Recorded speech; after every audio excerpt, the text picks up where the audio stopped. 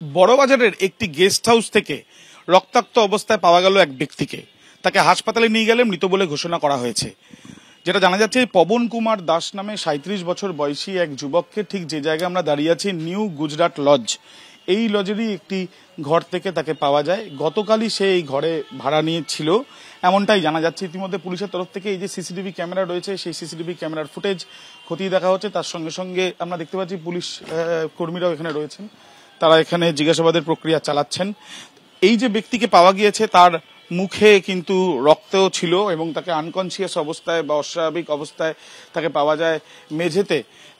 তাকে অচৈতন্য অবস্থায় পাওয়া যায়, যে মেঝেতে সে শুয়ে শায়িত অবস্থায়, তার মুখ দিয়ে রক্ত বেরোচ্ছিল। পাশের একটি দোকান, সেই দোকানেও কিন্তু ইতিমধ্যে পুলিশের তরফ থেকে জিজ্ঞাসাবাদের প্রক্রিয়া চালানো হচ্ছে আমরা দেখছি। এবং জলপাইগুড়ির বাসিন্দা এই যে যুবক, তার পরিবারের সদস্যদের সঙ্গেও ইতিমধ্যে যোগাযোগ করা হয়েছে।